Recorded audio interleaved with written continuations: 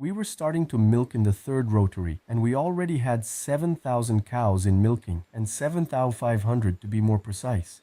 The milking routine is complete.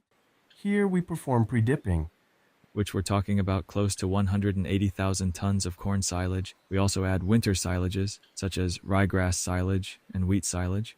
The feeding part, the food we deliver is given 100% in the morning. That is, it is delivered pen by pen as the cows go to milking. Then during the day, the food is pushed up during the 24 hours. We have a 40,000 liters per hour cream separator. We have 8 biodigesters. The milk production, as I mentioned, we are currently averaging 41 liters. And well, the truth is that the company is always looking for opportunities for improvement, also with the circular economy. And well, that generates the incorporation of new different equipment, different processes, and that makes the maintenance team also a bit at the forefront of what maintenance is. The sand beds, the sand is recycled. It undergoes a recycling process. Here we are standing in one of the sand recycling systems, which is through sand lanes by decantation. Welcome. Today I am here in Uruguay at the best dairy farm in Latin America with Mauricio. And so I think this is the most complete and sustainable system that we and the visitors are going to see. So good morning, and please Mauricio, it's over to you. We are here at Estancias del Lago. Estancias del Lago is an agro-industrial company. It's much more than a dairy farm. It is an agro-industrial company, as you rightly said, sustainable. We work a lot on sustainability and circular economy. We have from the production of raw materials, that is, we produce the food that our cows receive, we transform it into milk at the dairy farm through a fairly complex process, but it is carried out very well and successfully, and then we transform it into powdered milk, which is our final product, which we export to different parts of the world. All this process, as you rightly said, is accompanied by sustainability that we seek through the use of renewable energies. All the manure, the product of the cows. There is a complete effluent treatment plant where we transform it into biogas in biodigesters, and that is consumed within the system in the powdered milk plant, in the oven and boiler of the same. At the same time, with the liquid effluent, we have the possibility of irrigating a large part of the agricultural area we have, where we increase the productivity of the crops, and at the same time reduce their costs. Well, going a bit into what my topic is, which is the dairy farm, today we are milking 13,650 cows in milking, distributed in 6 milking wings, 3 rotary with 80 drops, a double 24, and 2 rotary with 50 drops. Here on the property where we are located, there are 10,000 of these cows, 10,300. And well, we have 3,300 on another farm very close to here, called El Mirador. The current production, at this moment we are around 41 liters per cow. The herd is a 100% Holstein, a very good genetic condition. That is, we have developed our own selection index through which, over the years, we have been selecting the best bulls in the market, and well, that has led us to have a herd in very good condition, especially seeking and in line with sustainability, a very strong component in terms of health and production, but especially in the production of solids, since our final objective is powdered milk. Regarding the genetic part, we are about to take a next step as well, which is genotyping our herd, 100% of the herd, which allows us to take a qualitative and quantitative leap in terms of production and care of our animals. Well, moving on to feeding, here we are in a milking corral. The diet is basically 50% forage and 50% concentrate, broadly speaking. Among the forages, we have corn silage, wheat silage, ryegrass silage, clover silage, and well, alfalfa hay are the main forages that make up the milking diets, and also sorghum silage in what is the dry cattle and our entire rearing circuit. One of the main objectives of feeding is to maximize the use of forage, which is our own production, but at the same time, the quality of the same. That is, we place a very strong emphasis on quality, which allows us the greatest performance of our animals, and obviously that is related to health, and is related to using the minimum possible amount of concentrates and having a balanced cost of the diet. Well, corn silage, to give you an idea, we harvest about 150,000 tons annually and another 60,000 tons, in what I mentioned, of winter greens. Well, moving on to the milking circuit, we milk 3 times a day, in 3 8-hour shifts. Reproduction is annual.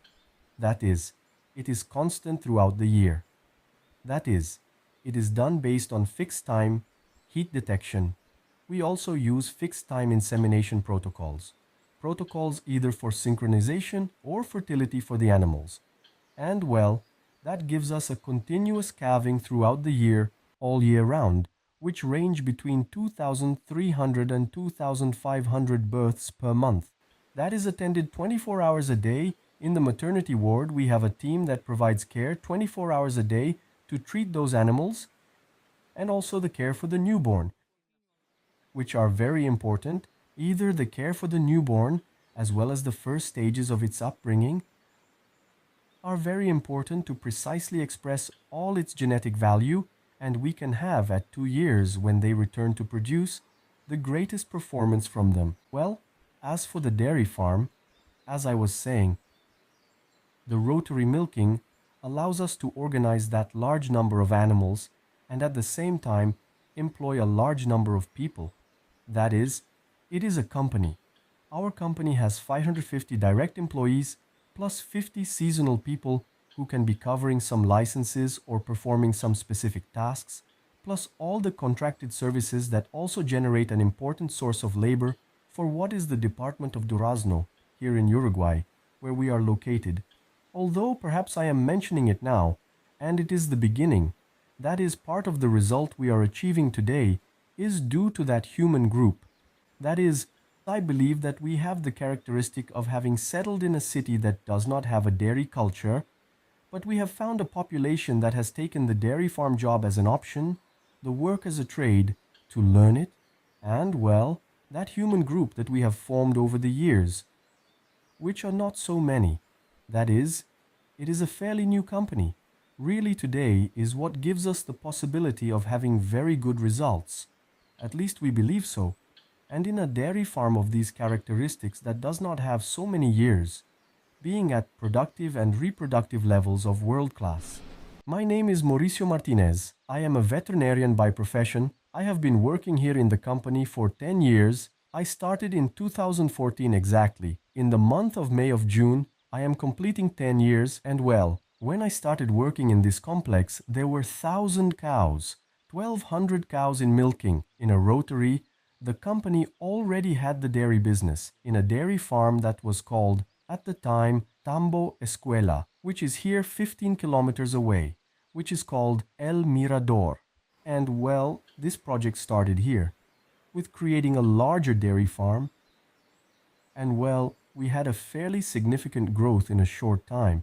To give you an idea, on March 8, 2017, 3 years after having joined, we were starting to milk in the third rotary, and we already had 7,000 cows in milking, and 7,500 to be more precise. Well, today we have 13,600. Obviously, in the early years, it was a more dynamic growth, and well, that was stabilizing and obviously consolidating the work teams, and at the same time, then adding quality to the processes, which is very important.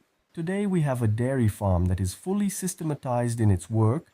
We have protocols through which we work in the different areas, be it feeding, reproduction, or milking. But yes, that the people who work have that procedure, that protocol on which we train them, on which they also know what to aim for, have clearly established objectives, and that generates a more pleasant dynamic to work. And we believe it is an important part of the results we have today. Here we are visiting a milking corral, 100% adult cows, which were just recently fed. In this establishment, we are delivering approximately 600 tons of food daily. And with the other establishment, in total, it is 800 tons of food daily in TMR format.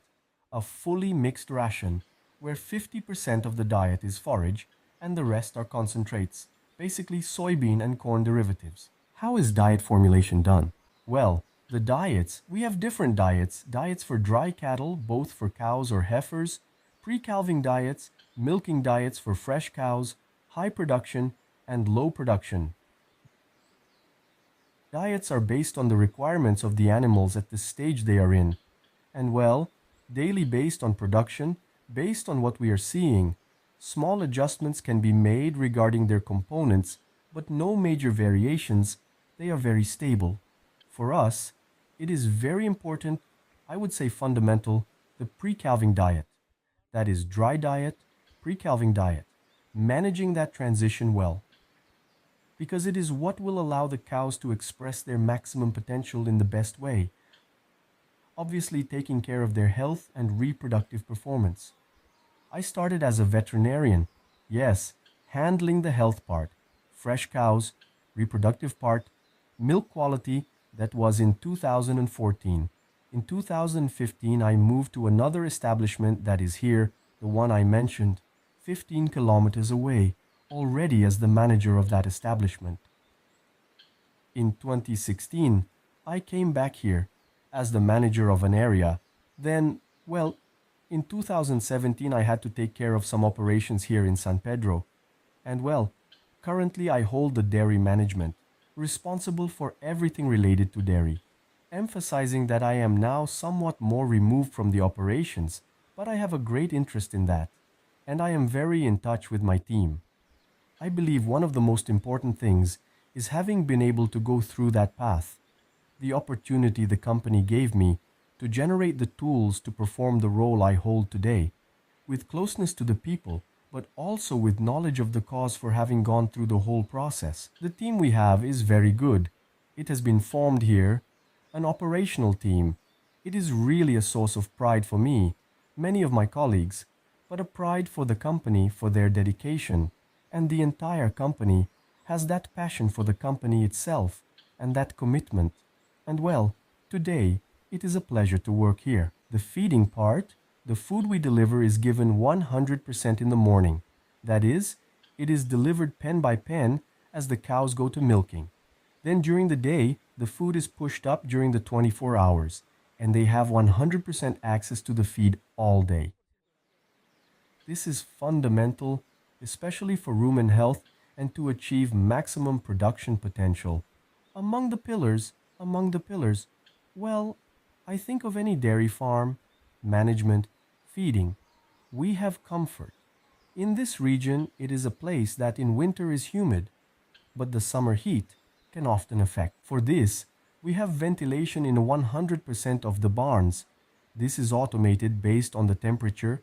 We have sprinklers in 100% of the barns, which also work based on temperature and humidity. And the cows are comfortable throughout the year. The bedding changes a lot. Here you will see animals that have just eaten and are comfortably lying down. That is a sign of well-being. So if we see that the cow that is not eating is lying down. That is synonymous with comfort. You will see perfectly groomed bedding, which is spectacular for the animals, and they enjoy it very much. The sand we use is reused, recycled. We have a sand recycling system which allows us to recondition over 90% and only have a small addition of new sand to maintain the comfort of the bedding. The barns are 250 meters long by 33 meters wide. They are 2 pens. Each side of the barn we call a pen, and they have a capacity of 368 animals per pen. So a full barn holds 736 animals. We manage occupancy so that the different categories have an appropriate occupancy, that in pre-calving we do not exceed 85%, in fresh animals also not exceeding 85%, 100% for high production animals, and the groups that are a bit older or with more days in milk we can reach a 110% occupancy. Well, regarding feeding, the routine begins. Even though the work shift starts at 7 a.m., it starts before 7. The feeding guys start with a feed reading. They go through 100% of the feeders, reading the feed levels. what we call interpreting how much feed is left, which gives us the information to see if adjustments need to be made, more, less, or maintain the feeding. So, before the start of the shift, they perform feed readings. After collecting that information, it is loaded into software. We have a feeding management software where all the data is entered and the information is sent to the mixers and the loader, which is the loading shovel. We work here in this establishment with 3 teams, 3 mixers that feed 100% of the cattle and 1 loader, a single centralized feed distribution yard. There the loads begin. We start feeding the milking animals. The animals are fed as they go to the milking parlor, group by group, and we do several controls on that feeding. First of all, weekly the dry matter of the forages is measured. Even though we have large silage piles and that allows greater stability, weekly the dry matter of all the forages is measured. Obviously, if there is any data that catches our attention and needs to be measured more frequently, it is done, so adjustments can be made based on that. We also evaluate the presentation of the feed. That is, we evaluate a lot through the Penn State box sieves the structure of the diet, always looking for a structure that is appropriate and healthy for the cows and for each category. More fibrous diets for freshly calved cows, and then we gradually reduce the forages as they go to high production. Mixing audits are done, which also consists of, even though they are long 250-meter feeders, audits are done, samples are taken along the feeder, a pool is made to measure the nutritional part, but also individually to see if the mixer is delivering the same mix and quality of feed along the feeder. We do that weekly as well. We have been spacing out the frequencies as maintenance, and work on the equipment gives us confidence. We can space it out. It is one of the things we measure. Nutritionally, we also send for analyses to ensure we are not off in some starch percentage, some protein percentage, nutritionally but also economically, so the diets are as well balanced as possible. These nutritional analyses are done bi-weekly, which allows us to have very specific monitoring of the deliveries. Then, very importantly, the push-ups. This is done 24 hours a day with a tractor that pushes up 100% of the pens, and approximately every 2 hours the animals get a feed push-up. This becomes indispensable when the feed is delivered 100% in the morning, that the cows have access 100% of the day, and that maximizes dry matter intake, and that we can have the maximum possible production, but also avoid all the digestive disorders that can occur from not having access to feed in the feeder. Our daily, monthly, weekly control panel, the milk production, as I mentioned, we are currently averaging 41 liters. Days in milk of the herd, we are at 162 days in milk. Obviously, this indicates good reproduction. Our pregnancy rate has fluctuated in recent years between 27 and 30%. That is our excellence indicator. It involves both conception and detection. The truth is, we have been stable with some very good years, reaching 30%, with others very good as well, but lower, 27%.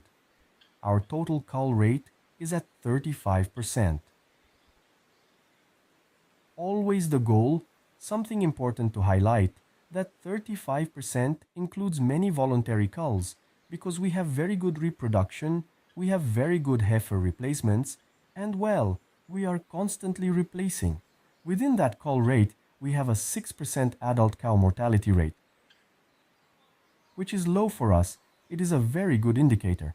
And within the sales, the main causes of sale are reproductive or low production, a mix of both their lameness and udder or mastitis problems. Those two go head to head, but they are the main three, which I think is normal in any dairy. And, well, since we are talking about mastitis, let's talk about milk quality, which we have not commented on.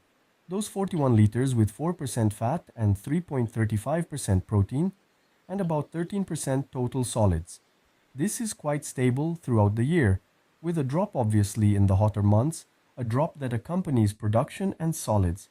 we have below 200,000 somatic cells, which is something important for us, below 10,000 colony-forming units of bacterial count, and less than 1% of cows out of the tank due to milk discard.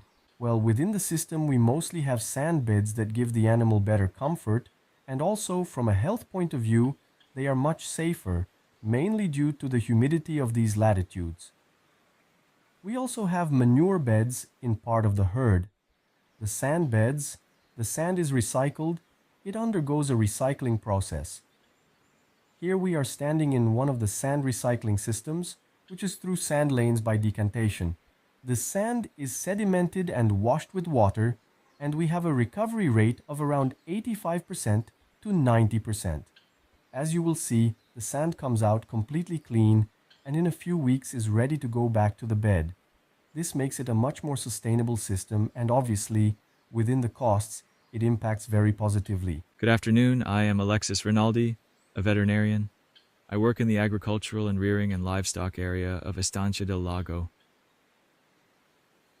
Well, we have a total of about 23,000 hectares in total between owned and rented land, of which 13,000 are agricultural and about 5,000 are dedicated to the livestock area. When we talk about the 13,000 agricultural hectares, today 3,000 are under irrigation, in which we have about 2,000 hectares where we do fertigation, using the dairy's own effluent, which gives us an increase in production by using that product as fertilizer. And there, we can close the entire circular economy part of the system. Today, we produce about 5,500 hectares of corn silage, which is our main feed. Here we have one of them behind us. We place a lot of emphasis on the quality of that silage, especially at harvest time, between 35 and 40% dry matter, with starch close to 35% as well. It's important there, during the campaign, to be on top of the crops, especially to have the optimal harvest time, and especially the installed capacity to harvest those 5,400 hectares in time and form, which we're talking about close to 180,000 tons of corn silage. We also add winter silages, such as ryegrass silage and wheat silage. There is also an emphasis on the digestibility of the fiber and the cutting time of the ryegrass silage, and well, all that is also important, which goes towards costs. We weigh 100% of the harvested production and also measure, which is very important, and we have been working quite a bit on the shrinkage of the silages, today being below 10% real, from what comes out of the field to what the cows consume. That is, on the one hand, the agricultural part. We also have the livestock part, which started some time ago, taking advantage of the lowlands where agriculture was not present. Today we have about 5,000 heads of beef breeds, in which we do rearing and finishing in feedlot of 80% of those 5,000 heads per year. And as another secondary sector, in the dairy we have the production of male Holstein calves. Today we produce about 6,600 animals, sales of 600 calves per month. They are 10-month-old calves, in which there are agreements with different slaughterhouses, and this is all done at the feedlot and corral level. Today, what we are also trying to do in the dairy is to orient towards the production of beef breeds and improve that final product, which gives us a constant outflow, and I think that greatly values the beef system, having the same product during the 365 days of the year on the shelf. And speaking a bit more also about dairy production, but in the rearing area, today we have about 11,000 heads in rearing, in which today we are inseminating. Our insemination weight is 385 kilos, 12 months old, and weight at calving about 620 kilos at calving. Here we are in the milking parlor at the main San Pedro dairy, where we have 2 rotary parlors with 80 stalls. The milking routine is complete. Here we perform pre-dipping. When the cows enter the rotary, we strip the first streams, which are part for stimulation and also for mastitis detection. This is done in all 3 milking shifts throughout the day. Then drying with reusable towels, We have washing machines and dryers to be able to reuse them. Then we have the attachment, the post-dipping, and that would complete the routine. We milk approximately 470, 480 cows per hour in this parlor. The duration of the carousel round is about 9.5 minutes, so we have about 5 seconds of work with each cow. Good morning, I am Ariel Spinelli. I am the plant manager. I have 39 years of experience in dairy plant management, especially in powdered milk, and I have been at Estancias del Lago for 8 years, managing production, personnel, and services. Let's talk about the production line. Our work begins in the dairy silos, with the analysis before this milk enters the plant. Then, before that check and inspection through a lactoduct that you see behind me, it is the way the milk enters the plant to the raw silos to then be standardized. Now, let's go step by step. We bring that milk to the plant. It is standardized in terms of fat and protein, where we individually have a great strength that the diet is balanced, and therefore we have very stable fat and protein content. Apart from the microbial counts that are excellent, we have a 40,000 liters per hour cream separator. We prepare the milk before it is evaporated in 2 for effect falling film evaporators, where we bring it to about 52% solids. We rotate these 2 evaporators for safety and quality reasons every 18 hours. And drying in a spray drying tower with 4 nozzles at 210 degrees Celsius and an atomization pressure of 270 bars. We are producing 2,800 kilos per hour of dried product with a moisture content of 320. Besides the tower, we have a fluidized bed which helps us reach those moisture values. Then it goes through a screening atomizer, which is a screen that sends the powder to the silos. We have a storage capacity for 75 tons and a German-made Valenda packaging machine, which packages 4,500 hours, and there the production process ends. The plant has a very large zoning with many changes of clothes, many changes of footwear, which helps us maintain the quality and safety of the product. The plant works with 26 people, including the services area, which is also, apart from automation, the human part is very important to us. And I believe it is aligned with the highest quality standards. And what are the SCC, TBC, and bacterial reinfection data? How is the analysis done? We have an inline laboratory within the plant monitoring the quality of fluid milk, concentrate, and powder. But there is a quality department, a laboratory 100 meters away, which reanalyzes everything and primarily releases the product. So the analysis is done here, and it is certified in another laboratory. Exactly. And what are the levels for export? We have a specification that is EDL, both in fat, protein, and bacterial reinfection. They are not very low, but the important thing is that we are entering very demanding customers. It is worth mentioning for UHT milk that our milk, due to the great virtues it has in terms of quality, can be very good. Undoubtedly, I forgot to mention that the packaging is 25 kilos. We have 2 CCPs in the plant, CCP1, which is the pasteurizer, and the CCP is an elemental control at the end of production. And when the powder is already out, it is sent to be processed. I want to show you the central CIP part of the plant. We have 2 washing lines, one for raw products and another for pasteurizers. This helps us avoid cross-contamination. These washes and recipes are validated and verified, fully automated both by temperature or flow, by conductivity in case there is any malfunction. They are automatically blocked, which ensures that the wash is really effective, just as the verification has already been done. All the use of effluent low conductivity rinse waters before being discharged into the effluent are discharged into a neutralizing tank, which automatically corrects the pH to be discharged into the effluent. This ensures no contamination. As I mentioned earlier, this is the first process of milk, the wet preliminary processes. Here, through the cream separator, we standardize our milk based on an automatic Alfax system, and we standardize proteins.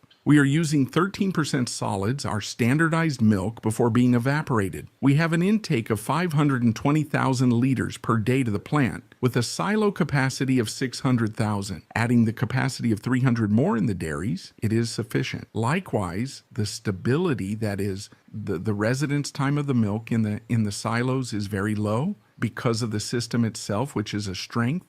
Milking is taking place, and in just 3 or 4 hours, that milk is already being neutralized. The second stage is the evaporation part. As I mentioned earlier, the milk comes with 13% solids. Here it enters the evaporator, a 4-effect evaporator, with a TBR system, thermally recompressed vapor, and reaching a final product density of 1.120, 52% solids. This is the concentrate before being dried. The entire wet zone of the plant is separated from the drying tower for safety reasons, and part of the evaporator exit to the chamber roof. All that wet line is concentrated in this room, in which we have 2 drying lines, concentrate lines, with homogenizer and preheaters fully automated, and the high pressure pump to be atomized in the tower. Well, here we see the last stage of the process, the drying. As I mentioned earlier, the concentrate is atomized. The 52% concentrate is atomized at 270 bar through atomizing nozzles, 270 bar pressure, and 210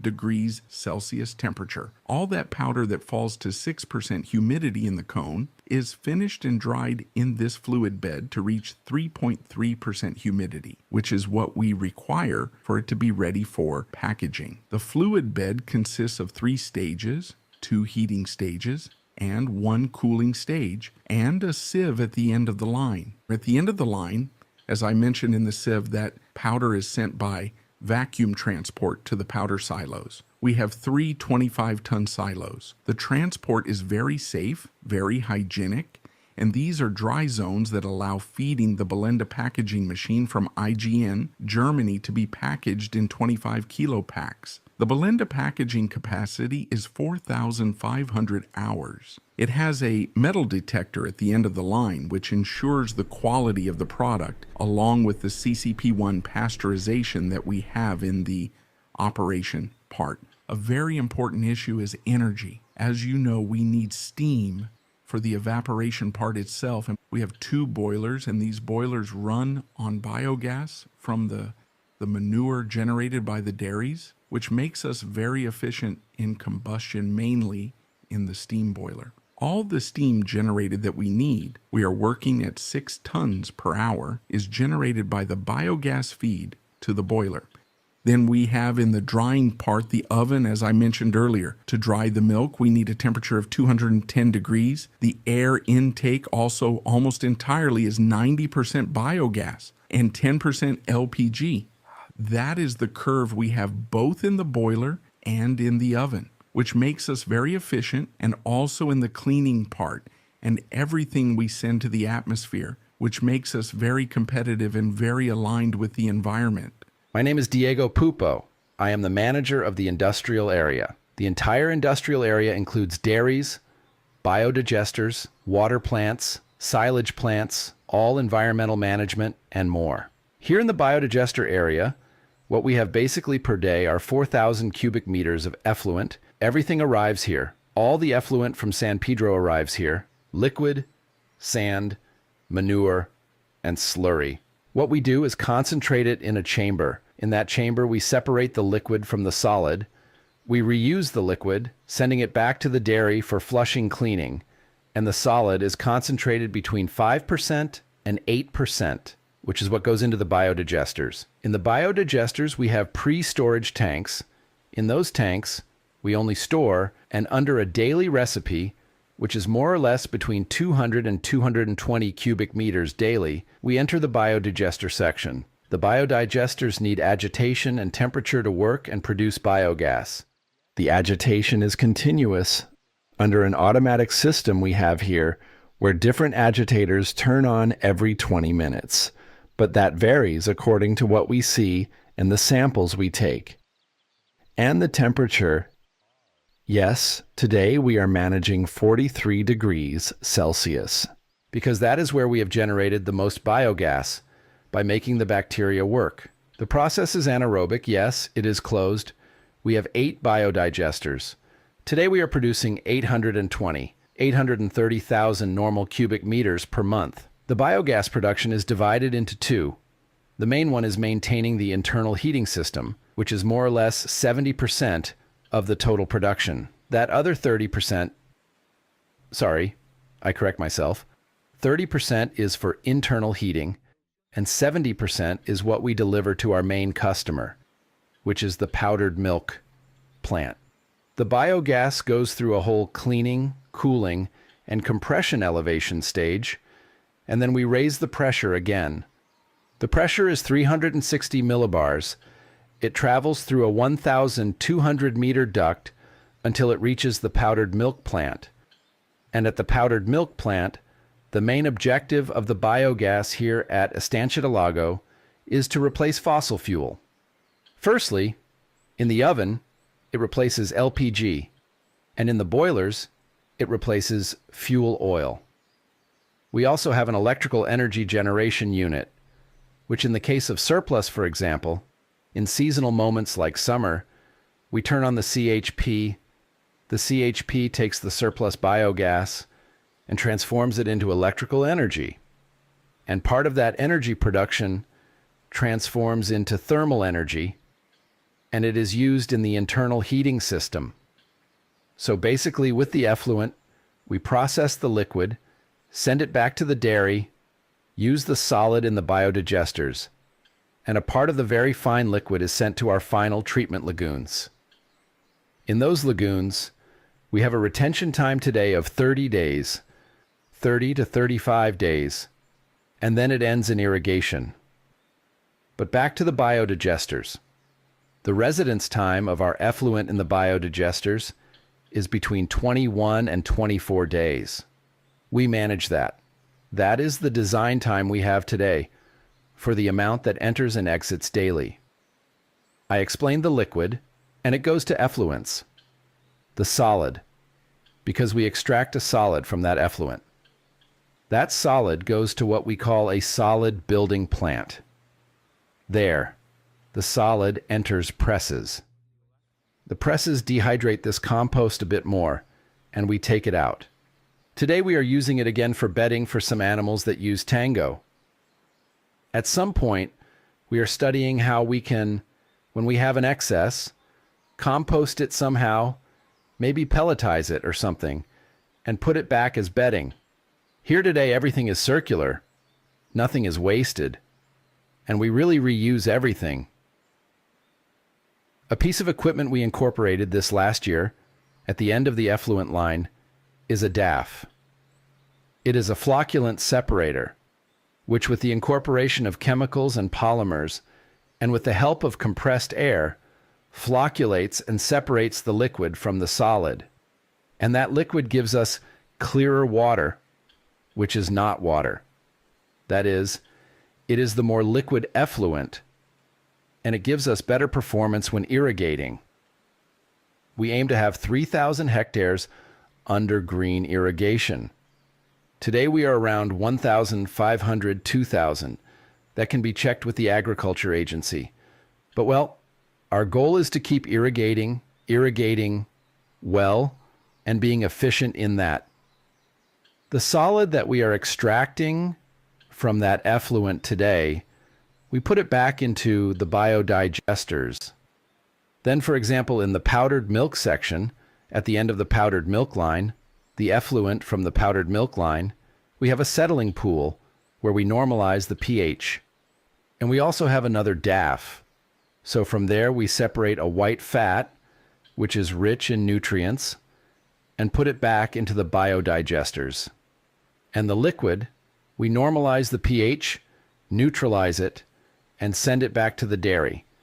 And if not to the dairy, we put it back into the water line. Well, good morning. I am Alan Montalban. I am the maintenance manager for Estancias del Lago. Well, the idea is to tell you a bit about the tasks we perform. As I always say, this is an agro-industrial company, where we combine a lot of agricultural or agrarian aspects with the industrial part. This, for us, for the maintenance team, generates a significant challenge in terms of maintenance and sustaining production. As I always say, Estancias del Lago is many companies in one, which have to coexist with different productive processes, different equipment, different machinery, and well, for that, we, the maintenance team, have prepared and are preparing to sustain the productive part. Here in maintenance, we have three fundamental pillars, which are the industrial area. We already see it, all the biodigesters, the milk plant, well, the dairies also have their industrial part. The agricultural machinery part, we have a lot of agricultural machinery for the rearing the dairies and, well, in general. And the road maintenance part, as you see, there are many internal roads in the company where the machinery transits and maintenance is needed to avoid breaking the equipment. And well, the truth is that the company is always looking for opportunities for improvement, also with the circular economy. And well, that generates the incorporation of new different equipment, different processes, and that makes the maintenance team also a bit at the forefront of what maintenance is. And well, to sustain those productive processes that are put into operation. And so that is very good for us and for the company as well.